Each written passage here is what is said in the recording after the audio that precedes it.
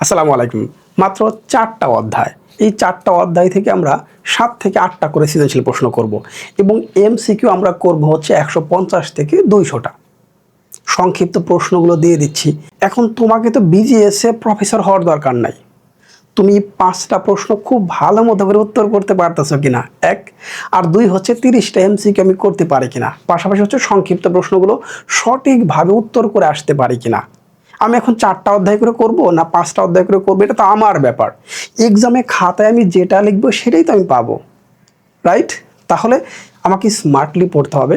সেই 4টা অধ্যায় কোন অধ্যায়গুলো আমি খুব দ্রুত শেষ করতে পারবো। এখানে কঠিন অধ্যায়গুলো আছে, আবার সহজ অধ্যায়গুলো আছে, দুটো মিলিয়ে ঝিলিয়ে দিয়েছি, কারণ ইম্পর্টেন্ট অধ্যায়গুলো তো সবার আগে করা দরকার, রাইট? চলো সেটা একটু দেখি। আমরা শুরু করতে চাই 13 অধ্যায় দিয়ে। এই অধ্যায়টা মোটেও ডিফিকাল্ট না এবং সবচেয়ে সহজ অধ্যায় আমার কাছে মনে হয়। বিজিএস এর মধ্যে যতগুলো চ্যাপ্টার আছে তার মধ্য থেকে এই অধ্যায়টা এই অধ্যায়টা হচ্ছে বাংলাদেশের পরিবার কাঠামো এবং হচ্ছে সামাজিকীকরণ। এই অধ্যায়টা আমরা প্রথমে পড়ব। এখানে আমরা কি পড়বো? এখান থেকে আমরা প্রথমে পরিবারের যে প্রকারভেদটা আছে সেটা একটু পড়ে ফেলি। এখান থেকেই পরীক্ষায় সবচেয়ে বেশি সৃজনশীল নাম্বারের জন্য, 3 নাম্বারের জন্য প্রশ্ন হয়ে থাকে, 4 নাম্বারের জন্য হয়। এরপর আছে কি সামাজিকীকরণের উপাদান, লাস্টে গ্রাম এবং শহরের সমাজে ব্যক্তির সামাজিকীকরণের সাদৃশ্য এবং বৈসাদৃশ্য, মিল অমিল পার্থক্য। যদি আমি এই টপিকগুলো পড়তে পারি, জাস্ট এই 4টা টপিক বা 3টা টপিক ভালো মতো পড়তে পারি, মূল বই থেকে পড়া শেষ, তার বেসিকটা আমি ক্লিয়ার করে ফেললাম। আমি কিন্তু সম্পূর্ণ অধ্যায়টা এখন পর্যন্ত পড়ি নাই, জাস্ট ওই টপিকগুলোর উপরে ফোকাস করেছি, কারণ ওই টপিকগুলোর উপর বেস করে সৃজনশীল প্রশ্ন পরীক্ষা আসবে। তাহলে এই টপিকগুলো বেস করে এখানে সৃজনশীল প্রশ্ন দিয়েছি কয়টা? 8টা। এখন এই 8টার সৃজনশীল প্রশ্ন পড়ে দেখো তো। আমি যখন ঢাকা বোর্ড 19-এর প্রশ্ন প্র্যাকটিস করব, ঠিক তখন মনে পড়ে কিনা, আর আমি তো এটা পড়ে আসছি, এটা তো পরিবারের প্রকারভেদ থেকে আসছে। আমি যখন কুমিল্লা বোর্ড 19 পড়বো, তখন যেন আমি কানেক্ট করতে পারি, এটা তো এই গ্রাম ও শহরের সাদৃশ্য এখান থেকে আসছে।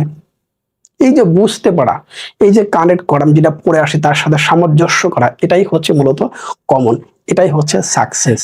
তাহলে এভাবে পড়তে হবে। আমাদের একটা অধ্যায় চলে গেল। আমি তো প্রথম অধ্যায়তে শুরু করি না, দ্বিতীয় অধ্যায়তে শুরু করি না, আমি শুরু করেছি 13 নম্বর অধ্যায় থেকে। এভাবেই শুরু করতে হবে, এভাবেই লিখে রাখবো, এভাবেই প্র্যাকটিস করে স্টার্ট করে দিব। সহজ কঠিন, সহজ কঠিন, এভাবে আস্তে আস্তে যাব। আবার পরের অধ্যায়টা আমরা চলে যাই। এখনো চলে আসলাম কি, অধ্যায় হচ্ছে 2, বাংলাদেশের স্বাধীনতা। অনেকে মনে করেছিল 2025 সালে, অনেকে মনে করেছিল এই অধ্যায়তে প্রশ্ন দিবে না, কিন্তু প্রশ্ন দিবে। টপিকগুলো বুঝতে হবে কোন টপিকগুলো এখন হট ফেভারিট, এই টপিকগুলোর উপরে বেস করে পরীক্ষা আসবে। যেটা নিয়ে বিতর্ক আছে ওটা বাদ দিয়ে পড়তে হবে, কিন্তু পুরো অধ্যায় তুমি মাইনাস করতে পারো না।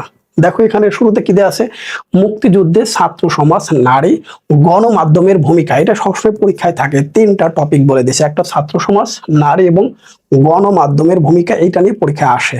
তাহলে কেন শিখবো না? এটা তো কোনো বিতর্ক নাই, রাইট? এরপর আছে কি, মুক্তিযুদ্ধে বিশ্ব জনমত এবং বিভিন্ন দেশের ভূমিকা, 7ই মার্চ এবং অপারেশন সার্চ লাইটটা খুবই ইম্পর্টেন্ট। এবং লাস্ট হচ্ছে মুজিবনগর সরকারের কার্যক্রম। মুজিবনগর সরকারের কার্যক্রম তো খারাপ কিছু ছিল না, অনেক ভালো কিছু ছিল, সেটা নিয়ে বিতর্ক নেই তো। তার মানে এখান থেকে সৃজনশীল প্রশ্ন হবে। এখন এই 4টা টপিক বেস করে যে কয়টা সৃজনশীল প্রশ্ন হয়, মাত্র 7টা। তাহলে এই 7টি সৃজনশীল প্রশ্ন প্র্যাকটিস করে যাও।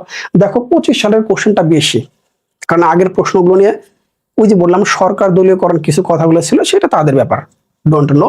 বাট এই 7টি প্রশ্ন তোমার পড়া উচিত জাস্ট এই টপিকগুলো বেস করে। ইনশাল্লাহ এক্সাম হলে কি নিরাশ হবে না।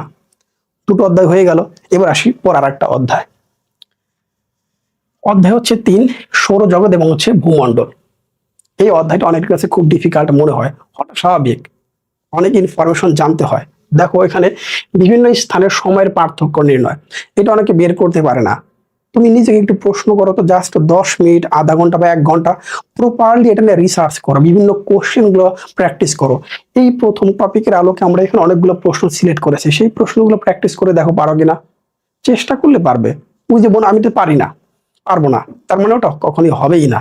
আচ্ছা, এরপরে দেখি আমরা জোয়ার ভাটার কারণে হচ্ছে প্রভাব। এটা ক্লাস 5-এ পড়ানো হয়।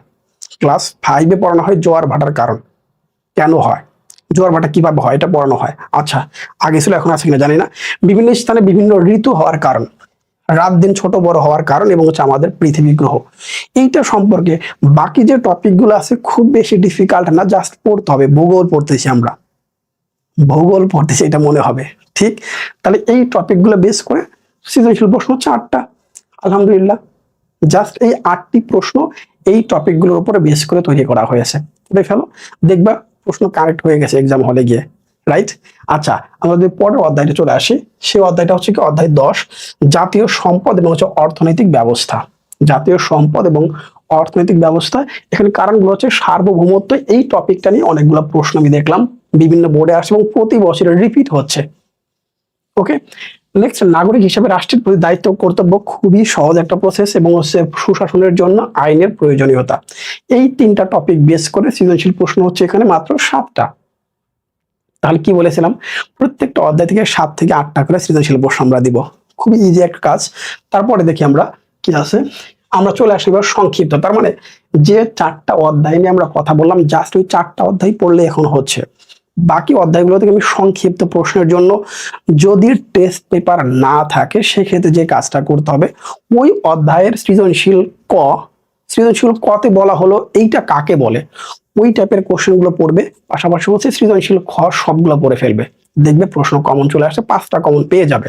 এরপরে টেস্ট পেপার থাকলে এই 11টি স্কুলের প্রশ্ন বিশ্লেষণ করে পড়া উচিত, জাস্ট সংক্ষিপ্ত প্রশ্নগুলো পড়া উচিত।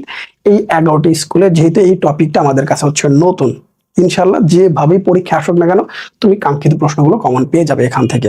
তাহলে প্রিয় শিক্ষার্থী, আমাদের সৃজনশীল হচ্ছে 4টা অধ্যায় থেকে 7 থেকে 8টি এবং এমসিকিউ হচ্ছে আমাদের জন্য কত 150 থেকে হচ্ছে 200টা এবং এটা হচ্ছে কত 15টা স্কুলের সেরা স্কুলের প্রশ্ন।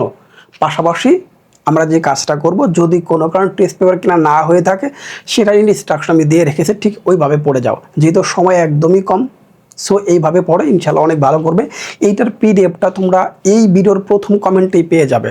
আর যারা ফেসবুক পেজ থেকে দেখতেছো তাদের জন্য আমি আলাদা পোস্ট করে দেব, পিন কমেন্ট করে রাখবো যেন সহজেই তোমরা খুঁজে পাও। ফেসবুক পেজে আলাদা করে পোস্ট দিয়ে দিব এক, আর একটা হচ্ছে আমাদের ইউটিউব চ্যানেল থেকে যারা দেখতেছো ঠিক এই ভিডিওর প্রথম কমেন্টেই দিয়ে রাখবো, যখনই দিয়ে রাখি তুমি তখনই পেয়ে যাবা। ওকে, অনেক ভালো থাকো, শুভেচ্ছা নিরন্তর।